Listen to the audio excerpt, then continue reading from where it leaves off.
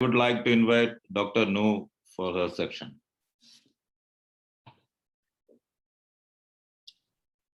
Thank you very much. Assalamualaikum warahmatullahi wabarakatuh. Very good morning for everyone in Kuwait. It's 1 o'clock actually in Malaysia.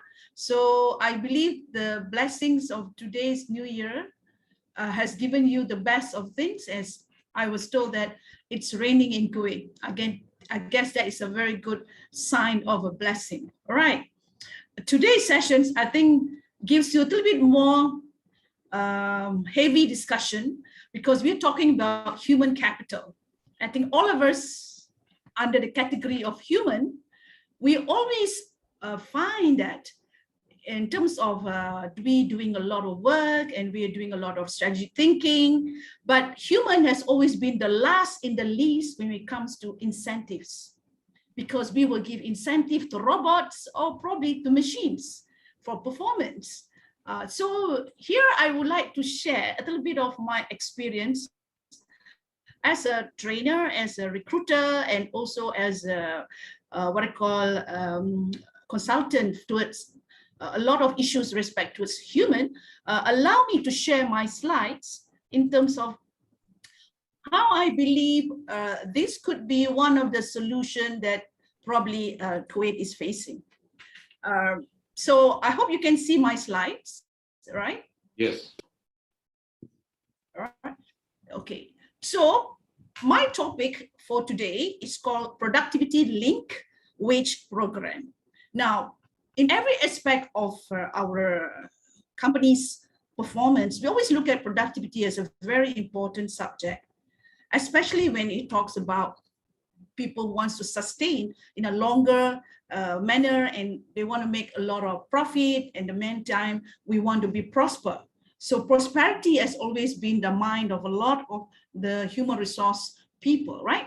Now, allow me to share what I believe could be a solution, all right, to some of the problems which the people are facing.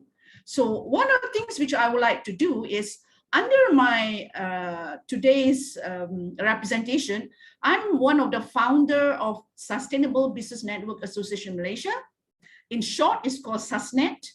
What we believe is that when companies or SMEs or corporates or organizations or NGOs, everybody have the same problem with respect to its managing human, because at the end of the day, the human behavior is not something static. It is not something that you can really count on a standardized model.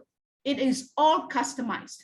So in terms of how we build productivity towards having human as the most important asset of the entity, it is very important for us to look at human as how we behave and how we can address some of the issues that we are talking today.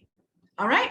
So I would like to thank Mr. Shamil for inviting me for the second time for this AIHR. I would say this is one of the most important events of the year, beginning especially for 2022, when all of us have just come out from our COVID era. So we are now in the post-COVID era. So what do we do now with the human capital when we have a lot of issues at hand, when we want to enhance our productivity in the manner that we want to play catch up based on all the lost times and all the loss of productivity in the past. So here, for those who probably would like to know what is my background, so I am a certified trainer. I am a certified green project manager. I'm a certified consultant and SSO. I'm also one of the people that lead sustainability respect to its competencies, okay, respect to its certification, and also respect to its capital human talent, right? Now, on the other hand, I also like to address with the fact that we all are coming from an entity by itself, whether we are an SME, whether we are an NGO, whether we are previously in a corporate world, or whether we were previously from a bank or previously from other organizations, which can also be coming from the government. We have all the experience what it takes for us to address the coming issues. But a lot of the time, a lot of the strategy doesn't work because there's a lot of changes that's happening in the environment. There's a lot of changes that happening in the policies, whether it's the economic development or whether it's the structure of the company's economic indicators. Everything is changing in the same time we are trying to address our issues at hand, whether at home or in the office and so on. So there's a lot of robustness with respect to how you customize your policies. So here, we want to make sure that as a human resource, everybody is looking at it from the point of view of recruitment, because we always think that recruitment is the only problem which is causing a lot of the what I call a miscalculation or a lot of the misunderstanding and so on and so on. But after that, there's a lot of other things that need to be done, because productivity wise, it's not about coming from the recruitment process. It's coming from the people that has been part of your company. It's the human resource capital that you have acquired them through a very prestigious and laborious and very technology-based. By the end of the day, but what's the productivity that need to be produced? That is an element of the after effect after the recruitment. So this is what we're trying to say. Now, when everybody put a lot of time in terms of what could be the process for you to hire people, that's very much an element of, how do you bring people on board in terms of its processes. We also need to understand the human capital itself. They have their own psychological profile. They have their own performance profile. Now, how do you arrange yourself as a body or as a person that has got a lot of that talent with respect to you coming into an organization that's going through a very tedious process of hiring? By the end of the day, what is need to be captured is the amount of ability for that person to perform. Now, that has got a lot of human talent that need to be captured. Now, that gives you a lot of incentive for you to be driven to be part of that laborious process in the first place, and going into a company where at the end of the day, you want to leave. So that it's not productive at all. Yeah. So that's why we want to make sure that the process of you hiring the person, it got to be also mentioned regarding your productivity link wages right from the beginning when you do your recruitment. Okay, so this is where I'm looking at from the point of view, how do you do that? This is a process again. This is a process on how you look at your company, whether it's small, big, corporate or NGO or government, whatever. You're looking for a point of view that you're going to bring people in. So that's why you need to then understand, how do you blend the people into your policy, into your system, into your process, into the manner where you're going to measure in terms of how you perform. So all this comes with another process of after the hiring, right? So this is where once you have that process being placed on how you look at your company in terms of how you will do this productivity link wage system, you need to then understand what are the core values of the company. Is the company involved in manufacturing? Is the company involved in services? Is the company involved in giving a lot of impact towards the system that the government has imposed, the policies and so on? So all that is bounded with the company's background, its vision, its objectives and so on. But when you want to hire, is you're hiring people. The human resource is the one that is the most capable to handle the values of your companies. But more and more, you see a lot of the values of the human capital are not measured. There's always a wrong measurement in terms of what it takes for you to measure human capital, right? Now, in any aspect of performance-based, people look at it from a point of view, how do you look at your company's profile through the SWOT analysis? I think all of you have done this exercise before, just as an example. So when you look at your current company profile right now, a lot of the time you will see that your sales margin has gone down. You are probably, you need to revive and you need to restart all over again, reboost. You need to then look at your pricing strategy and so many other things. and you look at the brain drain, because the fact that, people are leaving and you are now new hiring, it's a lot of the combination of all the issues under your SWOT analysis that you currently need to review from time to time, because this is an element of the performance that you need to track. But if you look at some of the exercises that people do, it is not static. It's a robust, because day by day, the SWOT analysis change because of competition, because of economic development, because of the competitors and the new clients and what and so on, right?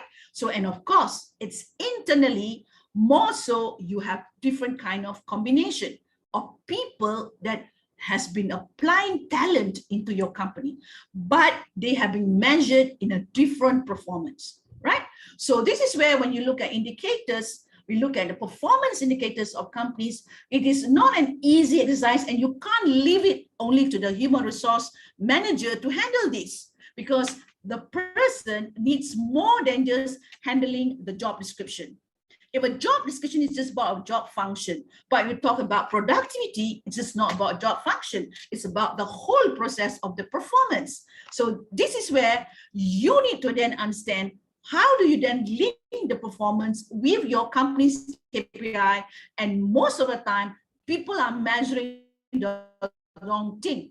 So when you measure the wrong thing, you got wrong results. And a lot of people are dissatisfied. A lot of people are demotivated because you are not measuring the human talent. You're just measuring human in terms of time basis, in terms of productivity that is very time-based. And when we talk about time-based, more so, a lot of the time people look at manpower per hour, man per hour. And that is like a machine. And this is like an asset, like a car, like a property. And human, it's not just by man hours. Human has got talent. There's got a lot of things that they can perform, provided you know how to tap them, right? So this is where the continuous process on how you look at the KPI of human talent need to be fully understood and need to be drafted in a full manner, not in the half-baked manner. So a lot of time when you measure about a KPI, you look at percentage, you look at a lot of it in terms of financial data, but where's the values data? Yeah, values that you always will look at from the client perspective, the client's complaint. What about the internal perspective, the human capital that's inside your company that is already applying a lot of things, and they are heavily motivated by the fact that their talent are being tapped to the fullest. So you need to then understand how to address that, okay? Now, on a whole, now every country knows about the SDGs, right? Everybody knows that the world is having a problem. Now, if you are hiring a human resource capital and they do not know what is the human problem around the world, then we are not probably understanding that we are on Earth, right? So we need to then address which element that is really causing a lot of our depreciation, all right? A lot of the issues that are driving our productivity down. You look at right now, you see in Malaysia, probably once in 10 years, you will hear to see flood. But now, just a couple of few weeks ago, we got flood everywhere. People talk about climate change. It's real. People ignore. It's real. People blinded do not want to hear the real issues. It's already happening. So if any parts of the world refuse to act, it's asking for trouble because it is already an issue, right? So if you are talking about setting our company, be it new, young, or old, or reviving, you need to understand the elements that are already expected to change, all right? Because you know the economy right now is down, and you know the environment is really causing a lot of hazards, be it for human health, be it for material health, and for whatever that's happening outside there. Don't talk about social. Social is all already being a problem, but no one knows how to address it because it is something people don't measure. because people want to measure material because it's much more easy to handle. But people will leave it to human resource manager to handle, which is not probably the most effective way how to handle, right? Because we are talking about human capital. We're not talking about just human resource, yeah, human capital. So this is where if you want to talk about SDGs and you want to target what more, if you are already in the HR, SDG number 8, you can't ignore. SDG number 10, you can't ignore. SDG number 11, you can't ignore. They are highly, highly interrelated. Now, with the fact that we are in Kuwait right now, health has always been the recent threats. Now, what are we doing about health? If we do not take care about health, there's no productivity at all. So we want to talk about productivity and you want to talk about performance, it has to tie with health, not just with the good jobs, not just with the hiring. So this is where, in terms of how we want to develop the productivity linked wage system, all these SDGs has got to come in place and to be designed and your policy for hiring, okay? So this way, as a project manager, be it whether you are a CEO, whether you're a general manager, business owner, name it. If you're a stakeholders, you as a project manager, you know, you got to take care of almost every human that you are in contact with in terms of business perspective. Everybody that you're in contact with, you got to have a relationship, you got to understand the relationship version and what is the performance with each and every one of them and how you leverage on them. So leveraging is something that a lot of people do not know in terms of how it can be calculated under shared prosperity. All right, so these are some of the things which a lot of the time people will say, yes, we understood the issue, so how do we do it? Now, this is the how part. Many people know what, okay, when, everything about the W's. But we're talking about the H, this is the how. This is where I'm going to give you some element of tips. How are you going to address that? Okay, now these are the methodology which we believe every human are trying to resolve. Now, what is the skill that is needed when you resolve an issue? It's not the qualification alone. It's not your skill alone. It's the aspect of you looking at the ecosystem in the manner you look it in an integrated way. All right, the integration has got to come under the management of people that you manage, be it managing the product, the process, the community, the planet, and the prosperity, the economy. So this is the 5P model that we always look at when you want to look at the component of project management. All right, so each and every one of you are touched by it. It's a matter of degree, how big, how small, or to what extent you are being touched by it. But if your soul, if your purpose has got nothing to do with it, then you are just one person who's naive regarding what's happening. Right? So as a human resource manager or as a CEO, you got to link all this P5 framework to your policies of your company because it is linked towards productivity. Okay, so now each and every one of you know that ESG is coming. Now, if anybody knows about ESG, it's environmental, social governance. It is already coming to block you from entering to any business if you do not practice ESG. So this is real. Now, many people say, no, it's not coming to me, probably in another 10 years' time. It's never too late for you to change now because by the time in 10 years' time, everybody else has already left you. You are already far behind. So when you are already far behind, you can't catch up. That's why it is easier to be on the early mover advantage as compared to be a laggard where you want to delay things and procrastinate. Okay, so now under the P5, I have blocked it into the first block, which is product process, is the top block. A lot of people will always look at productivity as product process profit. And this is where they ignore the human capital, they ignore the issue of environment. But because it's already a driving factor for ESG, people need to incorporate under the P5 and the ESG is going to come in to support you. And this is where your human capital, talent, your ability to review your performance is respect towards your ESG. Now, there's the third block, which is the blue color box, which is called the prosperity. Now, prosperity is element of all the returns that you can get when you do your strategy.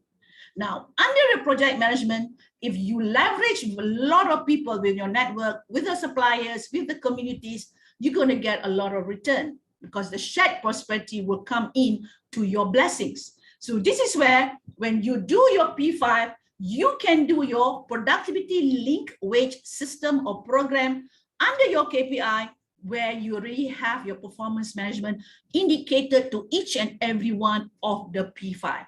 It's easy as ABC. But of course, if you do not know how to do it, it's a matter of you getting trained. If not, you will not know how to do it.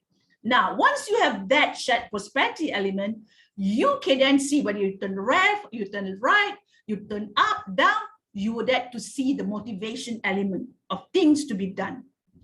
That's where we can have work together as a team to help solve the planet issues. And this is where, when you look at resource management is just about material. It's about how human behave with that material. When human misbehave with that material, it becomes wasted.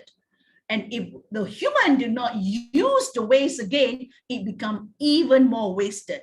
So this is where, under the circular economy, if you use our talent and you use it as part of your productivity link system in your company, you got a lot to save, you got a lot to reduce in terms of your waste management, plus you got a lot of things to handle when it comes to rewards for your employee who have given a lot of improvement in your system and all, right? So for those people who probably do not understand that now it's not about time machine. We are not looking at the traditional way of looking at projects. We're looking in a manner that you have to look at it from this sustainability point of view. All right, everybody knows about sustainability, but how do you do it? To become that exceptional project management, you need to have the element of balancing up the P5 element in terms of how you look at risk, how you look at benefit, and how you juggle it with the society, the planet, and the economy. That is the secret of the P5, right? Now, for those who are already having a lot of international network and they are already in compliance towards how the world is going to perform, other than COVID, the next challenge is ESG. Now, are people ready about this? I am sure a lot of people will say, no, we are not ready. So that doesn't mean you cannot prepare yourself. Under the P5, this is where we will align our P5 with the United Nations Global Compact principles and the GRI G4 principles, where we can then review your reporting in terms of how you look at your performance in terms of the P5, and then you look at your ability to perform with your human capital in a much more bigger manner. Okay, so as a tip, how do you do your productivity link? This is where you use the element of the P5, you identify the risk, you look at the SWOT analysis, you look at the benefits, you look at how you want to reward the people who are going to be part of your company in terms of incentive, bonus, and recognition, that you work together with the community and the planet. That's an integration, a recipe by itself, right? So, and then you then start to see the leadership skill. You start to see the communication skill. You start to see the employees are going to give back more than just the time of them spending their man hours in your place. You start to see your profit because they change their behavior, right? So from there, when you want to embrace the productivity link, you start to plan it. Now that it's in January, you set your marks, and then in February, you improve on it. By the end of this year, by December, you already got it all implemented and you can get the full results in place. All right. So what it takes for you to be part of this PLWS is, of course, you need to know how to do it. That is a training. That is an upskill opportunity for your human resource capital, your CEO, your group managers, your general managers, to understand how do you integrate the company KPI with the performance proposal with respect towards the P5. So, ladies and gentlemen, I would love to continue, but I know time is always a factor. I would love to share with you on how to do this program with a 2+1 days online training with us so that we can give a set of completion and also other certificate of sustainability practice if you were to engage in our 3 months mentoring program and coaching under our productivity linked wage program. And this is where my offer to you in Kuwait to ensure that more and more people come on board to use the P5 framework as part of your productivity link, because we got more to share, more to do, and more to improve in terms of how we live in this world and be part of the community, be it anywhere around the world. So this is my last slides. I would like to thank everyone, for all of you. In Malaysia, the word thank you is terima kasih. And I hope we all can help do our little bit of how we want to make human resource as the most important asset in the company and be engaged with a program that can incentivize the human capital, whether it's within the company or outside the company, so that you can give the best of the human potential to all the other people around the world. Thank you very much. Over to you, Shamil.